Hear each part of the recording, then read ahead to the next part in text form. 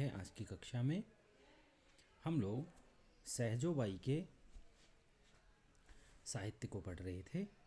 आज हम सहजोबाई के शेष दोहों व पद का अध्ययन करेंगे। अगला जो दोहा है वो प्रेम के अंग से लिया गया है।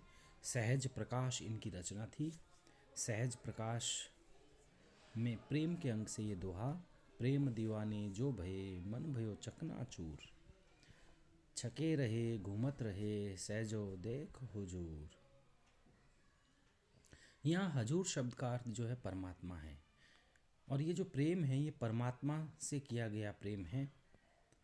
इसमें बताया गया है कि जो प्रेम के दीवाने होते हैं, ईश्वर के, प्रभु के प्रेम के दीवाने जो होते हैं, वो उनका मन जो है चकनाचूर हो जाता है। मन की वांछाएं, जो सांसारिक कामनाएं हैं, वो चकनाचूर हो जाती है, टुकड़े टुकड़े हो जाती है। छके रहे घूमत रहे सहजो देख हुजूर। परमात्मा को जब देख लेते हैं, साक्षात्कार हो जाता है, तो ऐसे लोग सदैव छके रहते हैं, आनंद में तृप्त रहते हैं, घूमत रहे, प्रसन्न रहते हैं। मन में तो आनंद रहे तन बोरा सब अंग, ना काहू के संग है सहजो ना कोई संग।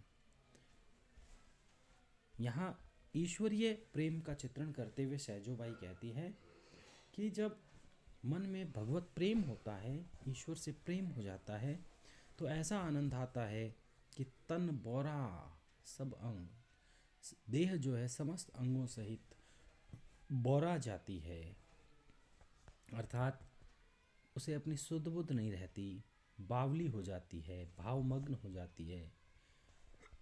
ना काहू के संग है सहजो ना कोई संग। इस दशा में आत्मा जो है वो उसे किसी के साथ की जरूरत नहीं होती, नहीं उसे उसका कोई साथी रह जाता है। यानी ईश्वरीय आनंद की प्राप्ति में व्यक्ति जो है जीवन और जगत से ऊपर उठ जाता है। प्रेम लटक दुर्लभ महा पावे गुरु के ध्यान, अजपा सुमिरन कहत हूँ उपजे केवल ज्ञान।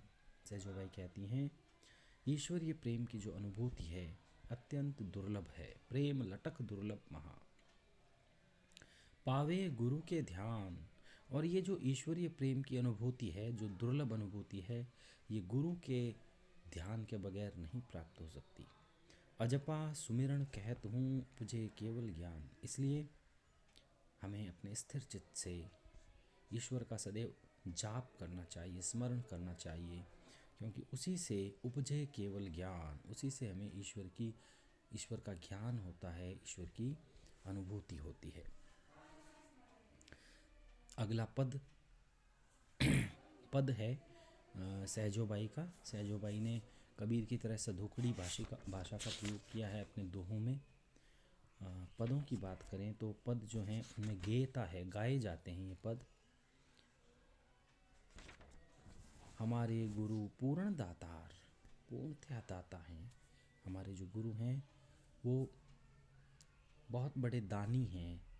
अभय दान दीनन को दीने कीने भवजल पार। गुरु जो है वो अपने शिष्यों का, दीनों का, जो दीनहीन हैं उनका अभय दान प्रदान करता है, संसार के भय से मुक्त करता है और उन्हें संसार सागर से पार करवाता है।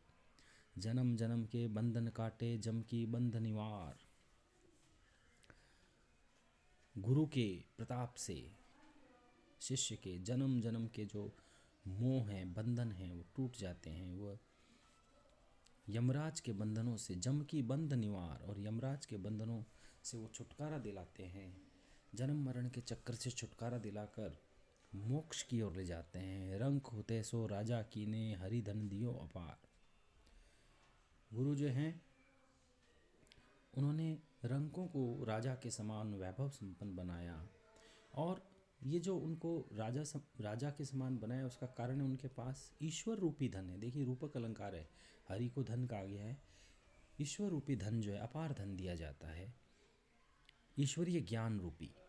देवे ज्ञान भक्ति पुनि देवे जोग बतावन हार। गुरु जो हैं वो सभी को ज्ञान देते हैं, भक्ति कैसे की जाती है बताते हैं, और योग साधना का योग का अर्थ है योग साधना का तरीका बताते हैं। जैसा कि हमें पता है कि संत संप्रदाय पर नाथ संप्रदाय का प्रभाव है। तन मन वचन सकल सुखदाई, हृदय बुद्धि उजियार। गुरु के संसर्ग से हमारा शरीर, मन और वाणी जो है सदा सुखदाई हो जाती है, सदा सुख देने वाले हो जाते हैं, और हृदय व बुद्धि में जो है ज्ञान का उजाला जो है प्रकाशित होता है। सब दुख गंजन पातक भंजन रंजन ध्यान विचार, साजन दुर्जन जो चली आवे एक ही दृष्टि निहार। सब दुख गंजन, समस्त प्रकार के दुखों को समाप्त करने वाले, पातक भंजन, पापों को नष्ट करने वाले, रंजन धन ध्यान विचार, रंजन का मतलब है मन को आनंदित करने वाले हैं कौन? गुरु। साजन दुर्जन जो चली आवे एक ही दृष्टि निहार। और उनके पास ये स्थिति वो केवल सज्जन लोगों की नहीं, बल्कि बुरे लोग भी जो उनके पास चले आते हैं उनको वो एक ही दृष्टि मतलब अपनी समान दृष्टि से देखते हैं, और समान दृष्टि से उनको ज्ञान प्रदान करते हैं, उन्हें ईश्वरी साक्षात्कार करवाते हैं। आनंद रूप स्वरूपमयी है लिप्त नहीं संसार।